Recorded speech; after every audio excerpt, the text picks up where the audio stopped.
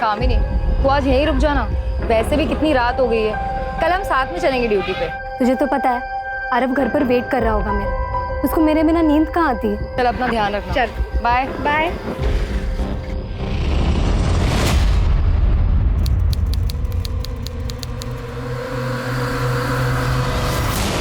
मैं पुलिस वाली।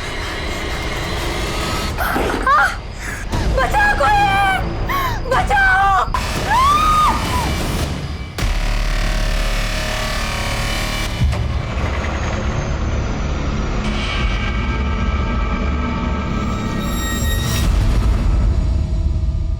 नमस्कार, आदाब। मैं अनूप सोनी क्राइम पेट्रोल सतर्क के ब्लैक हेडलाइंस अध्याय के आज के एपिसोड में आप सबका स्वागत करता हूं। अपराधियों में पुलिस का डर ही अपराध पर नियंत्रण की पहली सीढ़ी है। बड़े से बड़ा अपराधी भी पुलिस से टक्कर लेने से डरता है, लेकिन ये जो हमने अभी देखा, शायद इससे डरावना और कुछ नहीं हो सकता। कौन थे ये लोग जिनमें पुलिस का बिल्कुल भी खौफ नहीं था?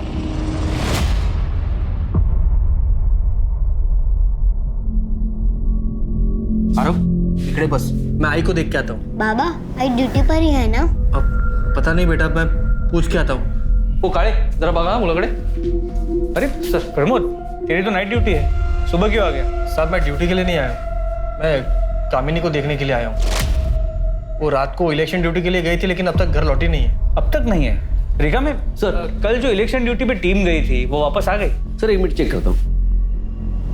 सर हमारे पुलिस स्टेशन से 5 लोगों की ड्यूटी लगी थी, उनमें से आज 3 लोगों की नाइट ड्यूटी है और 2 की डे की। सर उनमें से चेतना सिरके ने रिपोर्ट की है, मगर कामिनी सकपाल ने अभी तक रिपोर्ट नहीं की है। सर रिपोर्ट तो तब करेगी जब वापस आएगी, वो वापस आई नहीं।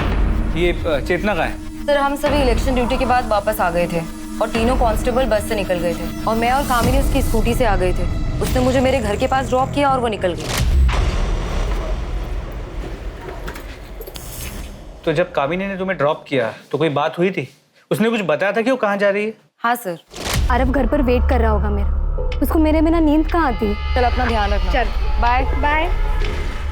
पर साहब कामिनी तो घर आई ही नहीं। तुमने उसको फोन किया? साहब किया था फोन, लेकिन उसने उठाया ही नहीं। मैके गई होगी, वहां फोन करके देखो। नहीं साहब, उसका मायका दूसरे गांव में, यहाँ से बहुत दूर।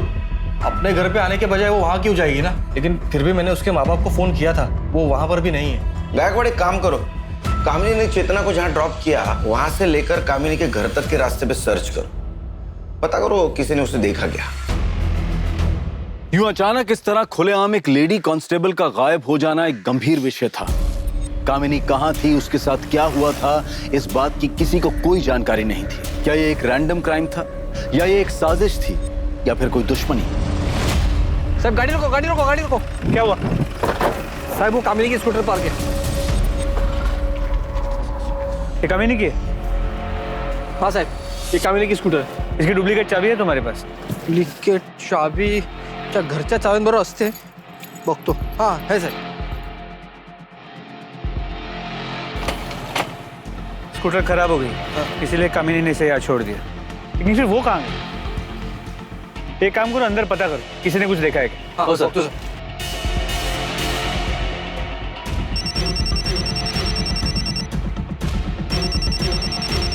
हाँ बोलो गायकवाड़।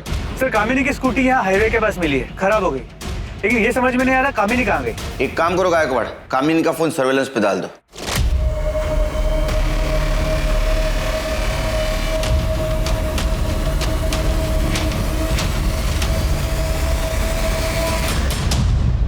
इस तरह से मारता है क्या? आज मैं तेरी प्रिया टीचर को छोड़ूंगी नहीं। कितना जोर से मारा है, कैसे निशान पड़ा है मेरे बेटे को। कौन सा तेरा स्टाफ है? ये तूने मेरे बच्चे को मारा? तेरी अरे ये क्या कर रही है? आज तेरे हाथ तोड़ के मेरे हाथ पे रख रही है।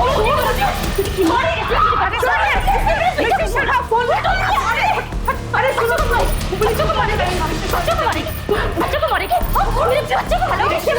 बच्चे को मारेगी। सर इससे कुछ बोला ही नहीं, आके सीधा मारना शुरू कर दिया। सर इतनी बुरी तरीके से बाल खींचकर मारा है इसने। सर ऐसे कोई टीचर को मारता है क्या? ये टीचर नहीं है, जल्लाद है, जल्लाद। इतने छोटे बच्चे को कोई बुरी तरह से मारता है क्या? आपको विश्वास नहीं है ना? ये देखिए, देखिए मेरे बेटे के हाथ पे निशान। ऐसे कोई मारता है क्या? सर मुझे इस औरत के खिलाफ कंप्लेंट लिखवानी है। अरे तू क्या मेरी कंप्लेंट लिखवाएगी? मैं इसकी कंप्लेंट पहले लिखवाऊंगी सर, क्योंकि इसने मेरे बच्चे को पहले मारा है, फिर मैंने इसे मारा है।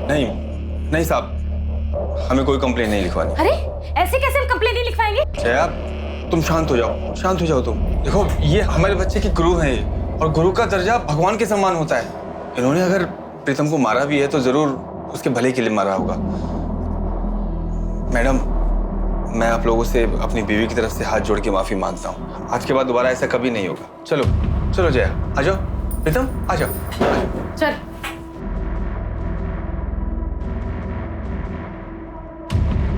सर मुझे इस औरत के खिलाफ कंप्लेंट लिखवानी है, चाहे कुछ भी हो जाए। सोच लो, बच्चे को मारना ज्यादा बड़ा जुर्म है। ऐसा ना हो कि ये कंप्लेंट तुम पे उल्टे पड़ जाए। दोबारा ऐसे मत करना। अरे ठीक है, बिस्किट खा। बाबा आई कहाँ है? अब तक आई क्यों नहीं? आ जाएगी बेटा, तू बिस्किट तो खा ले। नहीं बाबा, जब तक आई नहीं आएगी तब तक मैं नहीं खाऊंगा, और आई के हाथ से ही खाऊंगा।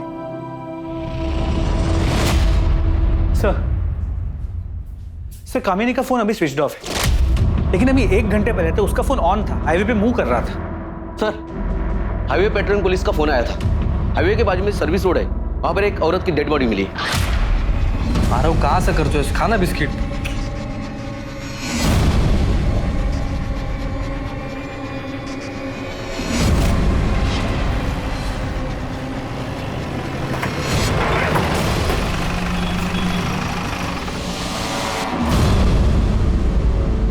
देखो बॉडी किसकी है?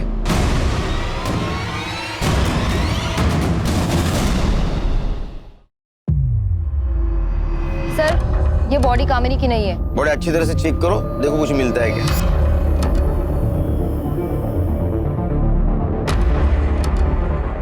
देखो गायकवाड़, किसी धारदार चीज से गला काटा गया है। और बॉडी पे चोट के निशान भी हैं सर। सर लगता है इसका बलात्कार हुआ है। कुछ आइडेंटिटी प्रूफ मिला? कुछ भी नहीं। बॉडी को कैसे पहचानेंगे? पोस्टमार्टम के लिए भेज दो गाड़ी। यस सर ये देखिए, टायर के मार्क्स हैं, किसी बड़ी गाड़ी के। रिका में सर फॉरेंसिक टीम को बोला और ये टायर का इंप्रेशन लेने को बोलो। चेतना, यस सर।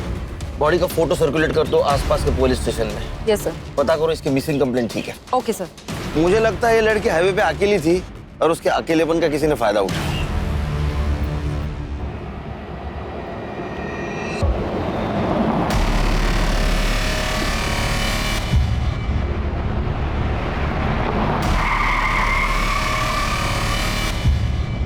कहाँ जाना है आपको? चलो हम छोड़ देते हैं, हम इसी तरफ जा रहे हैं। नहीं, मैं बस से चली जाऊंगी। अरे बस से तो तभी जाओगी जब यहाँ कोई बस रुकेगी। यहाँ कोई बस स्टॉप नहीं है, आ जाओ हम छोड़ देते हैं। अरे डरो मत, हम अकेला नहीं है, हमारे साथ में हमारी भाभी भी है।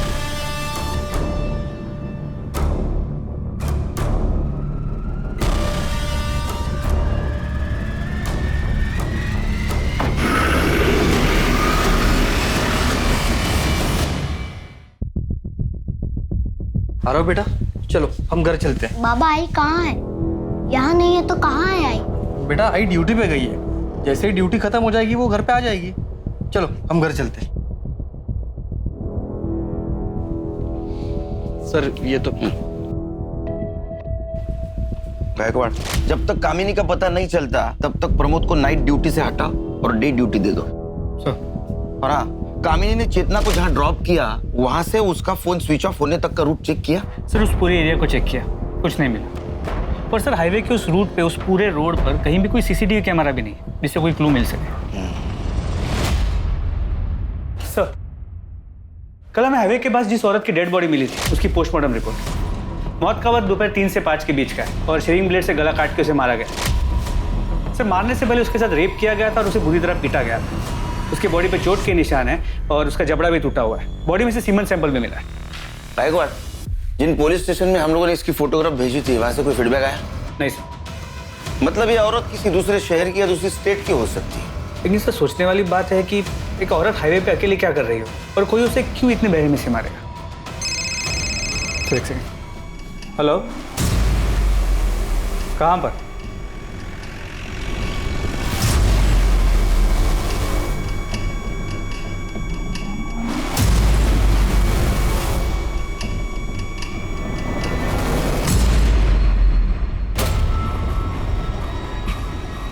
अरे प्रमोद, घबराओ मत, कामिनी नहीं है।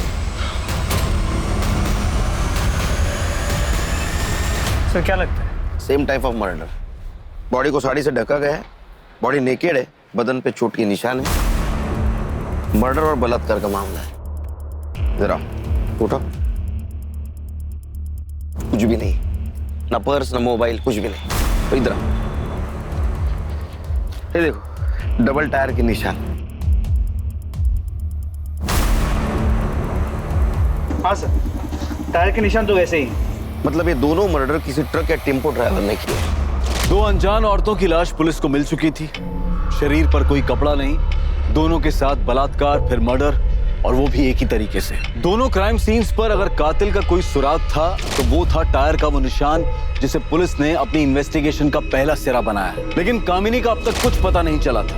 मीडिया को भी इन केसेस की जानकारी लग चुकी थी और ये खबर टीवी चैनल्स पर दिन रात चल रही थी। मीडिया पुलिस से जवाब मांग रही थी और पुलिस के पास सिर्फ एक प्राइम सस्पेक्ट था, वो अनजान ट्रक ड्राइवर।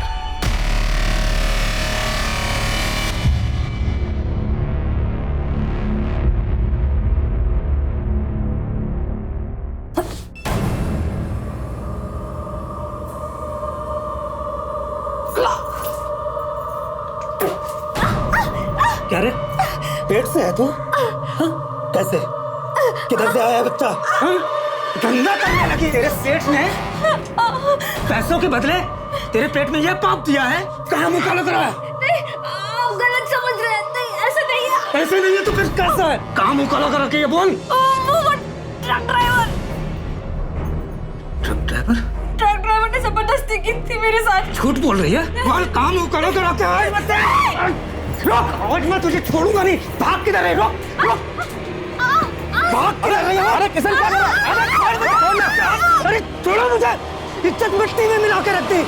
तो जिन 2 औरतों की बॉडी हमें मिली थी उनकी डिटेल्स आसपास के सभी पुलिस स्टेशन में भेजी थी, लेकिन कहीं से भी कोई इन्फॉर्मेशन नहीं मिली जिससे उनकी पहचान हो सके।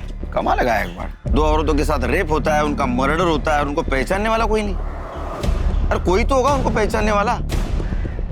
पर हाँ सर, जिन मेन पॉइंट्स पे हमने नाकाबंदी की थी वहां पर भी कोई सस्पिशियस ट्रक या टेम्पो नहीं मिला है। कांस्टेबल कामिनी का क्या हुआ? तो तलाश जारी है, लेकिन अब तक उसका कुछ पता नहीं चल पाया। ये प्रमोद और कामिनी का घरेलू मामला रहेगा।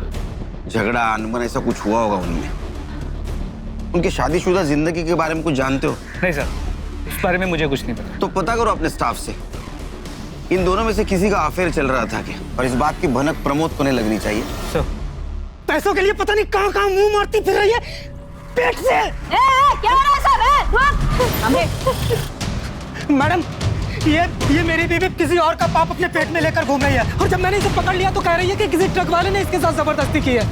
हेड़ा बना रही है मुझे।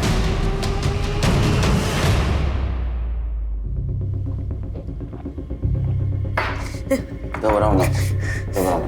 बताओ क्या हुआ था तुम्हारे साथ, कब हुआ था? मैं 3 महीने पहले रोड पे बस का इंतजार कर रही थी।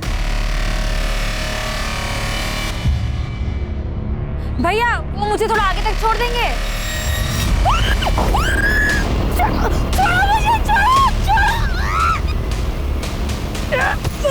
उन लोगों ने मेरा बहुत दूर तक पीछा किया, लेकिन मैं कैसे भी करके जान बचा के भाग गई।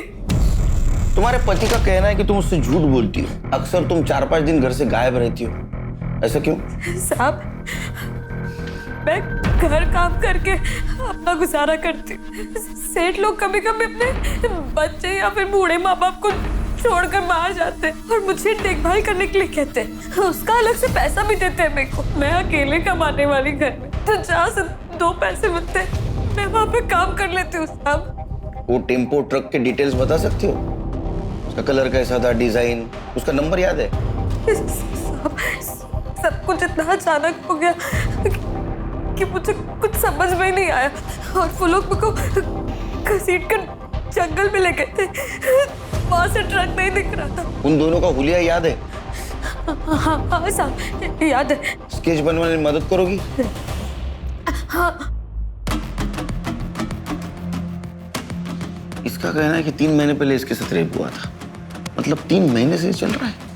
सर 3 महीने पहले तक ये लोग औरतों को सिर्फ रेप के लिए टारगेट कर रहे थे, अब मर्डर करने लगे। शायद इन्हें ये गलत फहमी हो गई है कि ये लोग कभी पकड़े नहीं जाएंगे। वो इसलिए कि उनके खिलाफ अभी तक कोई कंप्लेंट लिखवाने नहीं आया। अक्सर बलात्कार की शिकार औरतें घर वालों के प्रेशर और सोसाइटी में बदनामी के डर से चुप रह जाती है, लेकिन अब ये लोग मर्डर्स करने लगे, बॉडीज मिलने लगी और ये मामला सामने आ गया। गायकवाड़ कोई भी हो बचना नहीं चाहिए। जैसे केस कंप्लीट हो जाए सारे पुलिस स्टेशन, आरटीओ ऑफिस और टोलने का भी सर्कुलेट कर दो। सर अच्छा, ये प्रमोद और कामिनी के मैरिज लाइफ के बारे में कुछ पता चला? सर अंदर बात करें।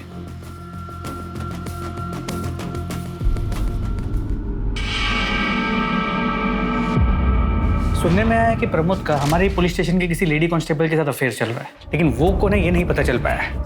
नजर रखो इस प्रमोद पे, और जिस दिन कामिनी गायब हो गई उस दिन का इसका मोबाइल लोकेशन चेक करो।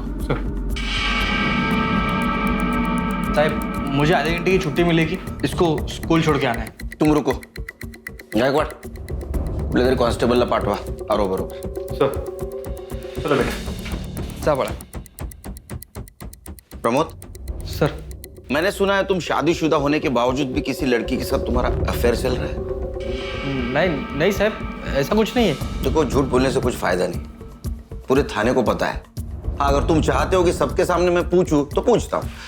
नहीं साहब, सच में ऐसा कुछ नहीं है साहब। देखो, ये भी पता है कि वो हमारे थाने की कोई कांस्टेबल है, उसका नाम बताओ। नाम बताओ। चेतना शिर्के। मैं मानता हूँ कि मेरा चेतना के साथ अफेयर है, लेकिन मैं अपनी बीवी से बहुत प्यार करता हूँ साहब, और मैं नहीं चाहता कि मेरी शादी और मेरा घर परिवार टूटे। चेतना को भी इससे कोई प्रॉब्लम नहीं है साहब, वो नहीं चाहती कि मेरी शादी मेरा परिवार टूटे। आप ही बताओ साहब, मैं अपनी बीवी के साथ कुछ गलत क्यों कर सकता हूँ? इसका मतलब ये टाइम पास चल रहा है। जी साहब, वो चेतना का पति शादी के 1 महीने में ही उसकी मौत हो गई थी। तब से वो बहुत अकेला महसूस कर रही थी, इसीलिए ये सब। अच्छा, तो ये फिजिकल नीड का मामला है। जा।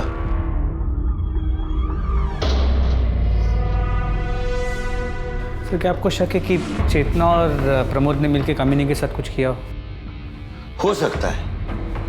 ये भी हो सकता है कि प्रमोद को सबक सिखाने के लिए कामिनी खुद गायब हो गई हो। ये भी हो सकता है कि उस ट्रक ड्राइवर की वो शिकार बनी हो। उसकी स्कूटी हाईवे पे बंद पड़ी, उसका फायदा ट्रक ड्राइवर ने उठाया, उसके साथ रेप किया, उसको मार दिया और उसकी बॉडी ऐसे जगह ठिकाने पहुंचाई जहां हम अभी तक नहीं पहुंच पाए, और उसका मोबाइल स्विच ऑफ करके हाईवे पे फेंक दिया, हमें गुमराह कर दिया। साहब कामिनी का पता चल गया। तो बाजू वाले गांव में एक औरत मिली है पुलिस यूनिफॉर्म में। सर सरपंच को बोल दिया है कि हमारे पहुंचने तक उस औरत को वहां से जानना। गायकवाड़,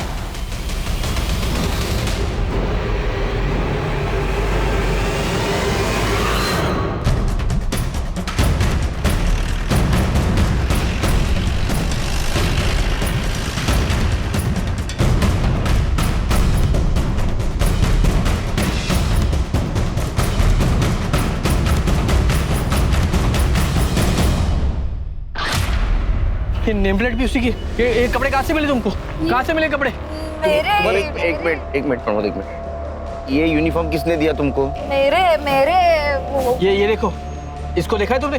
इसके कपड़े ये, इसको कहीं देखा है क्या? इससे लिए तुमने कपड़े? ये मेरे।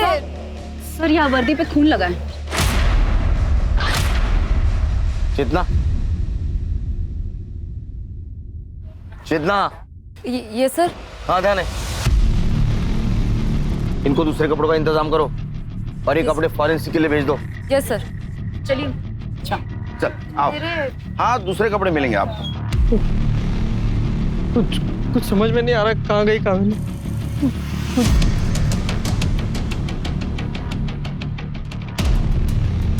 गायकवाड़, इसके यूनिफॉर्म पे कामिनी की नेम प्लेट है और कपड़ों पे खून के दाग। इसका मतलब किडनैपर ने कामिनी के कपड़े उतार के फेंक दिए जो इस औरत को मिले, और उसका मोबाइल हाईवे पे फेंक दिया जो उसका मोबाइल का लास्ट लोकेशन था। मतलब कामिनी के पास कपड़े नहीं है जैसे बाकी औरतों के पास नहीं थे। इसका मतलब कामिनी भी उस ट्रक ड्राइवर की शिकार बनी है। और नम्रता के बयान और स्केच के मुताबिक आदमी एक ने दो है जो एक के बाद एक ऐसे घिनौने जुर्म को अंजाम दे रहे हैं। The police is investigating the case. My paintings have been sold like hot cakes. मैं जितना उसके मुंह ही लगना चाहती वो मेरे मुंह नहीं लगती है। मेरे को नहीं बात करने का उससे। चाहे काहे जाला? क्यों इतना गुस्से में हो? फिर किससे झगड़ा कर लिया? जिसके पड़ोसी इतने कमीने हैं उसका झगड़ा तो होगा ही ना। जब दूसरों के काम में टांग अड़ाने के लिए खड़े हो जाते हैं। अरे अब किसने टांग अड़ा दी तुम्हारे काम में? पर कोशिश तो की ना। अब बारिश में छत ना टपके इस करके मैंने प्लास्टिक डलवाने को 4 लोगों को बुलाया। अब वो अपना काम कर रहे थे कि बाजू वाली आ गई बोलने को, बड़ा आवाज आ रहा है, बड़ा आवाज आ रहा है। अरे काम होगा तो आवाज तो आएगा ना। मैं कितनी बार तुम्हें समझाया, ऐसे रोज रोज पड़ोसी से लड़ना अच्छी बात नहीं है। इससे पहले कोई तुमको जूता मारे, खुद उसके मुंह पे जूता मारने का। अरे नहीं नहीं, देखो, प्रीतम बैठा है, उसके सामने सब बातें करना अच्छी बात नहीं है। राम राम शंभू।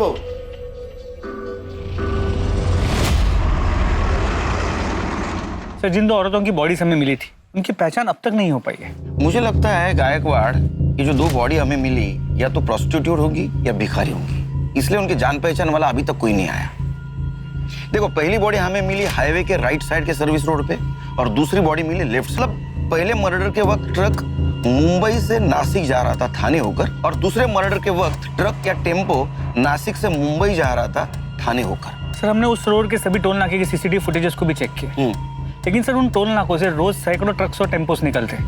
उनमें से उस एक ट्रक को हम कैसे ढूंढे? पोस्टमार्टम के हिसाब से पहले इन दोनों औरतों पर रेप किया गया, बाद में रेजर ब्लेड से इनका गला काट कर इनको मारा गया। सिर्फ इनमें से बची तीसरी नम्रता नाम की औरत, और मुझे इसमें गड़बड़ लग रही है। एक काम करते, इस नम्रता को क्राइम स्पॉट पे लेके जाते। तो तुम यहाँ बस का इंतजार कर रही थी?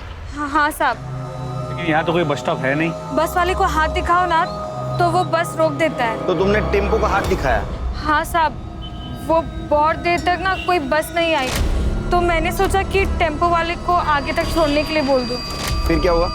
फिर साहब वो लोग मुझे घसीट कर वहां लेके गए।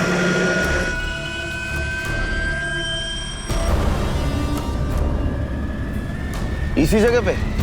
हाँ पक्का ये जगह नहीं भूल सकती साहब, सब कुछ एक जैसा ही दिखता है यहाँ। तुमने जब पत्थर मारा तो खून आया था? हाँ आया ही होगा, मैंने तो जोर से पत्थर मारा था। उसके बाद मैं भाग गई थी तो ध्यान नहीं दिया। पत्थर कहाँ फेंका? पत्थर यहीं कहीं फेंका था। जरा बघा कुठे दगड सापडतो का?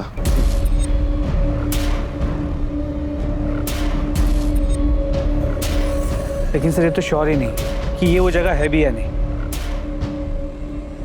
चेतना, इसे घर ले जाओ। Yes sir. जाइए आप। गायकवाड़, नम्रता हमसे कुछ छुपा रही है। उसका कहना है कि 2 आदमी थे, लेकिन पोस्टमार्टम के हिसाब से दोनों औरतों की बॉडी के ऊपर सिर्फ एक ही आदमी के स्पर्म मिले हैं। सर फिर ये हो सकता है कि दोनों में से सिर्फ एक रेप करता हो, दूसरा सिर्फ देखता हो। इसका मतलब नम्रता पे रेप करने वाला कोई और कल्प्रिट था, और ये मर्डर और रेप केस ये अलग है, क्योंकि नम्रता पे जो रेप हुआ वो 3 महीने पहले हुआ। इसका मतलब गायकवाड़, ये दोनों केसेस अलग अलग है। जो भी है, ये चारों केसेस शहर के 20-30 किलोमीटर के दायरे में ही हुई है। हमें आखिरी बॉडी जो मिली वो मुंबई की तरफ आने वाली सर्विस रोड पे मिली। इसका मतलब ये ट्रक या टेम्पो मुंबई में ही होगा। हो सकता है अगले कुछ दिनों में वो किसी औरत को शिकार बनाने की कोशिश करे। हमें रोड पे नजर रखनी होगी, क्योंकि अगर ये 20-30 किलोमीटर के दायरे में औरतों को शिकार बना रहा है तो ये जरूर जाते वक्त क्राइम करेगा।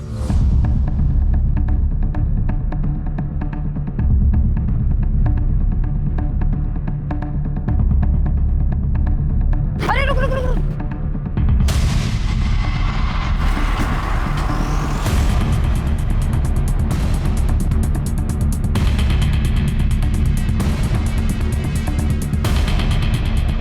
अरे तो जिंदा है। पाटिल, एम्बुलेंस बुलाओ। नाम क्या है तुम्हारा? नाम क्या है? प्रिया सावंत। पाटिल लवकर।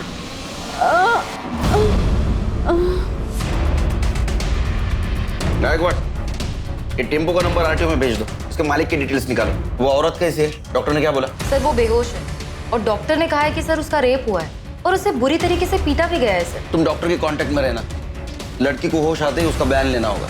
Okay sir. सर ये केस बिल्कुल नम्रता की केस जैसे, रेप हुआ है लेकिन मर्डर नहीं। हो सकता है। तो एक सेकंड। हेलो, कहाँ पर?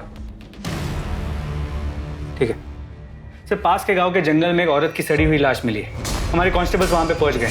उन्होंने बताया कि लाश करीब 6 से 8 दिन पुरानी है। कामिनी को गायब हुए भी 7 दिन हुए सर।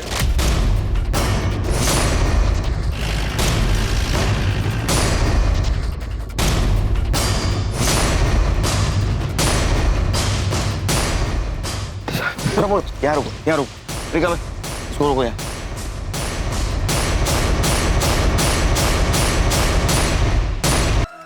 प्रमोद, क्या ये मंगलसूत्र कामिनी का है? कामिनी, कामिनी, कामिनी, कामिनी।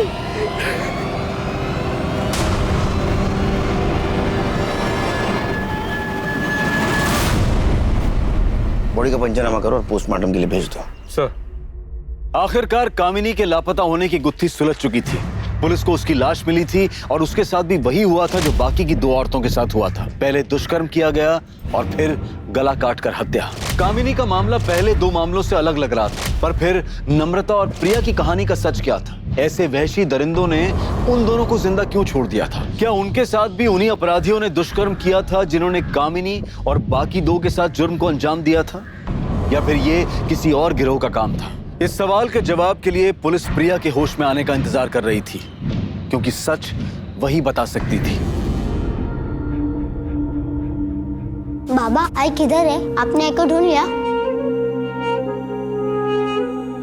तेरी आई को भगवान ने अपने पास बुला लिया बेटा, अपने पास बुला लिया।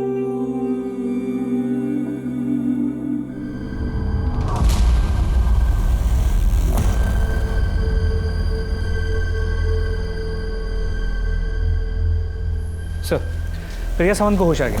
डॉक्टर से डिस्चार्ज देने वाले। देखो, घबराने की कोई बात नहीं, तुम एकदम सेफ हो। हमें हर चीज बताओ, अगर बताओगी तो हम मुजरिम को पकड़ पाएंगे। मैं उस दिन हाईवे पे खड़ी थी। अकेली? जी। तुम कहीं जॉब करती हो? तो बिजनेस? साहब,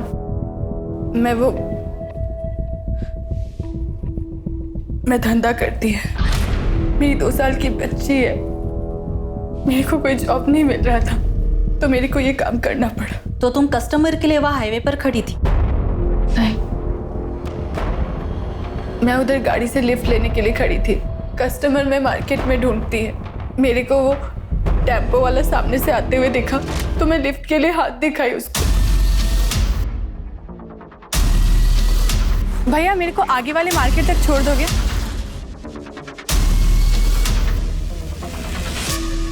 क्या? उस टेम्पो में ड्राइवर के साथ कोई औरत थी? जी। ड्राइवर के अलावा कोई आदमी था? कोई आदमी नहीं था वहाँ पे। फिर क्या हुआ? कुछ दूर जाते ही वो टेम्पो साइड में लेके गया। भैया, ये हाईवे छोड़कर कौन से रास्ते पर लेके जा रहे हो? मैं इसके आगे उसका कुछ भी पूछती। उस वक्त वो औरत कहाँ थी? वो औरत पूरा टाइम उधर ही थी। फिर उसके बाद उन्होंने तुम्हें गाड़ी से बाहर फेंक दिया? नहीं, वो औरत मेरे को मारने के लिए प्लेट मेरे पास लेके आई। साहब, मेरे को जाने दो। मेरी छोटी बच्ची है, मैं उसको बाजू वाले के पास छोड़ के आई है। पता नहीं उसने ठीक से कुछ खाया पिया होगा कि नहीं। जी कंप्लेंट ले होंगे, उनको जाने दो।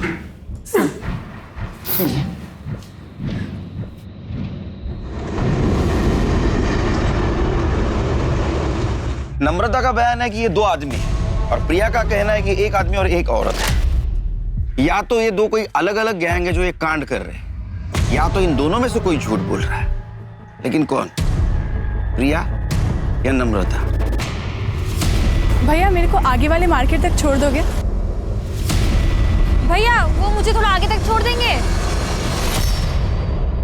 साहब, मैंने झूठ बोला था। मेरा किसी के साथ चक्कर चल रहा है। मैं उसी से पेट से हूँ। ये बात सिर्फ मैंने अपने पति से छुपाने के लिए झूठ बोली। साहब, वो बहुत गुस्से वाला है। उसको मेरे चक्कर के बारे में पता चलता तो मार ही डालता मुझको। मैंने टीवी में देखा था साहब कि कोई ट्रक वाला है जो औरतों के साथ जबरदस्ती करता है। बस मैंने उसी का फायदा उठाकर ये झूठ बोला कि उसने मेरे साथ जबरदस्ती की और मैं पेट से हो गई। किसका बच्चा है ये? नाम पता क्या है उसका? मैं सच बोल रही हूँ। बस पति की मार से बचने के लिए झूठ बोला साहब। जाओ, शहर छोड़ के जाने का नहीं। चलो। पुलिस एक बार फिर से असमंजस में थी। 3 औरतों का बलात्कार के बाद कत्ल किया गया था, जबकि चौथी शिकार को बलात्कार के बाद जिंदा छोड़ दिया गया था, और 5वीं नम्रता ने पुलिस को बलात्कार की झूठी कहानी सुनाई थी। इन सभी पहलुओं को देखते हुए पुलिस के लिए अपराधी तक पहुंच पाना बहुत मुश्किल साबित होने वाला था कि आखिर अपराधी कौन हो सकते थे। क्यों एक आदमी औरतों के साथ बलात्कार कर रहा था और उसकी साथी औरत औरतों का कत्ल कर रही थी? इन सभी सवालों और इन सभी उलझनों के बीच पुलिस को एक ऐसी जानकारी मिली जिसने इस केस को एक नई दिशा दे दी।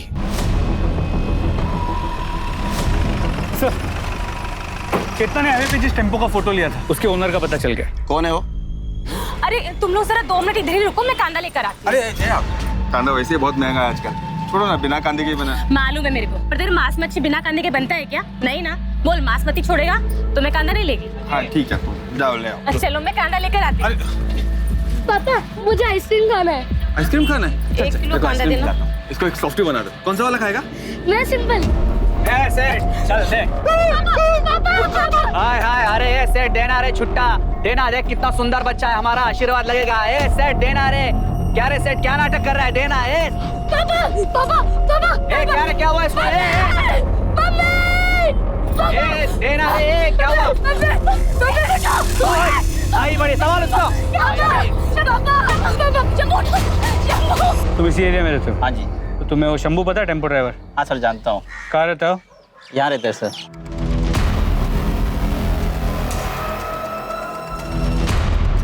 यही शंभू है? हाँ जी यही शंभू। 1 मिनट सुनो, ये ट्रक किसका है?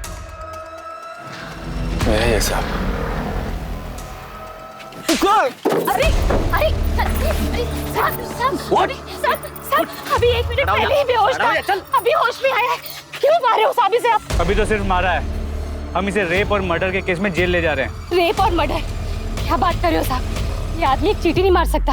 ये रेप और मर्डर क्या करेगा? जरूर आपको कोई गलतफहमी हुई है साहब, हम शरीफ लोग हैं, हमने कुछ नहीं किया साहब। 1 मिनट, आप वही औरत है ना जिसने स्कूल में टीचर को मारा था? हाँ साहब मैं वही हूँ, लेकिन वो बात अलग थी। गाड़ी में डालो इसे। अरे लेकिन साहब वो शरीफ आदमी है साहब, छोड़ दो उसे। शंभू शंभू।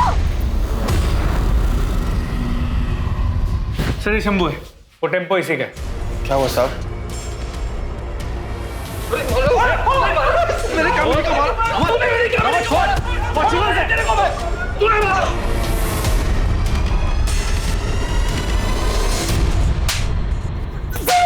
सच बोल साहब, मैंने किसी का बलात्कार नहीं किया साहब। मैंने किसी का कोई बलात्कार नहीं किया साहब। मैं ऐसा आदमी नहीं हूँ साहब। गायकवाड़, इसको मेडिकल चेकअप के लिए ले जाओ और प्रिया और वो 2 बॉडीज उसके ऊपर मिले सीमेंस इसके साथ मैच करके देखो, इसे भी पता चल जाएगा कितना मासूम है। चल। इसकी हिस्ट्री, ज्योग्राफी सब चाहिए मुझे, पड़ोसियों से पता करो।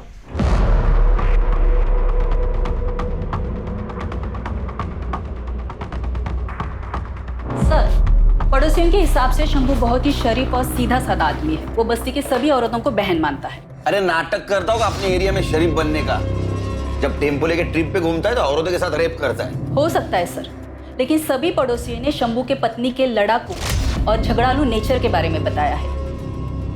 उनके हिसाब से शंभू नहीं मगर वो जरूर मर्डर कर सकती है।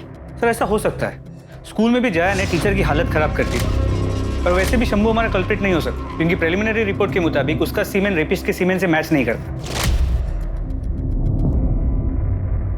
इस शंभू की डिटेल रिपोर्ट कब आएगी? सर कल तक आ जाएगी। उसको इंट्रोगेशन रूम में बुला। सर क्या ये वही आदमी है? नहीं। इस वक्त तेरा टेम्पो कहाँ है? साहब वो तो आज सुबह एक दूसरा ड्राइवर लेके गया। दूसरा ड्राइवर मतलब? मेरे पास जब बुकिंग नहीं होती साहब तो मैं अपना टेम्पो भाड़े पे दे देता हूँ साहब, ताकि 4 पैसे आ जाए। ऐसे कितने ड्राइवर को देता है तू टेम्पो? 5-6 है साहब। अभी किसके पास? अभी तो वो विलास गौरव के पास है साहब। विलास गौरव के साथ साथ तू जितने भी ड्राइवर को देता है ना तेरा टेम्पो, सबके नंबर चाहिए मेरे को।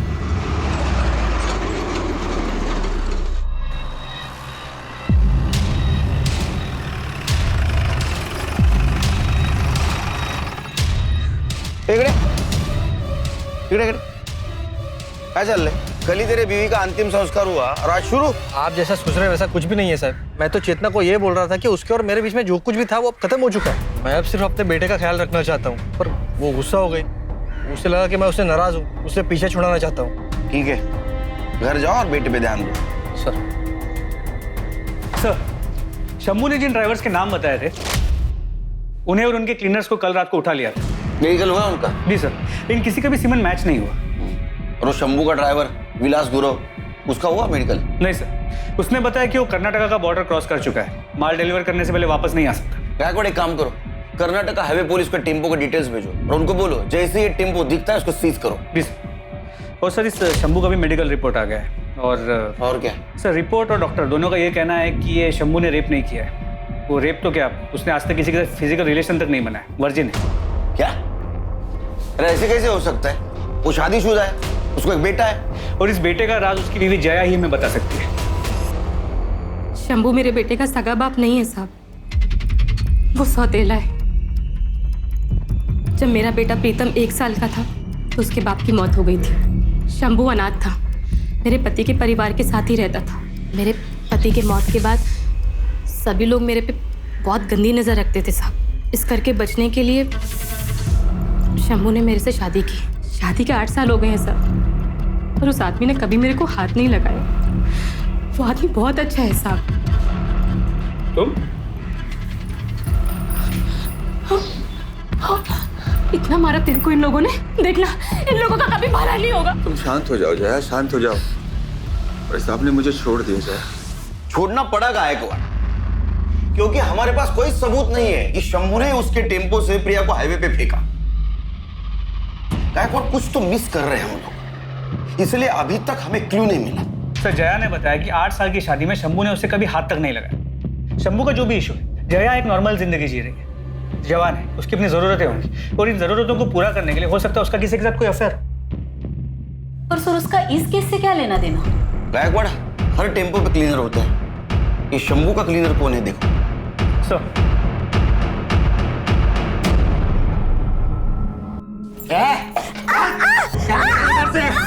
अपना सामान बांध और निकल इधर से, समझे?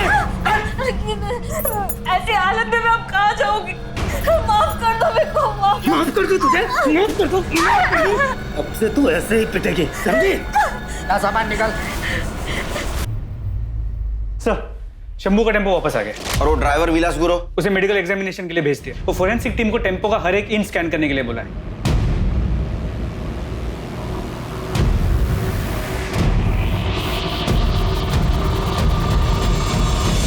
फोरेंसिक टीम के मुताबिक इस टेम्पो के टायर का पैटर्न हमें क्राइम सीन्स पे जो टायर के मार्क्स मिले थे उससे मैच करता है।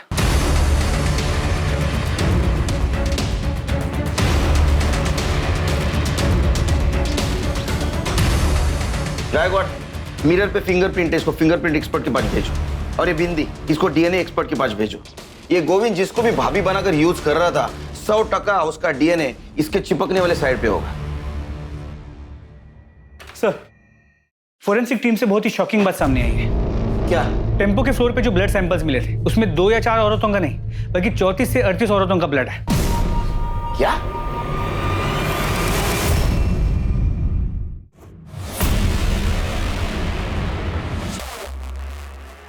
अरे गोविंद, ये बैग लेके कहाँ जा रहे हैं? कहीं नहीं साहब। तो फिर हमारे साथ चल।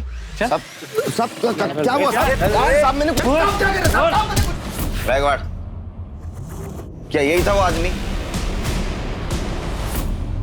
भैया मेरे को आगे वाले मार्केट तक छोड़ दोगे? हाँ, यही था वो शैतान। अरे हिम्मत कैसी? हिम्मत कैसी? इनको लेके जाओ, लेके जाओ इनको। चलो। साहब झूठ बोल रही है वो। तो झूठ बोल रही है, हाँ? और ये मेडिकल रिपोर्ट, ये भी झूठ बोल रहा है। इससे साबित होता है कि उन औरतों का रेप तूने किया था।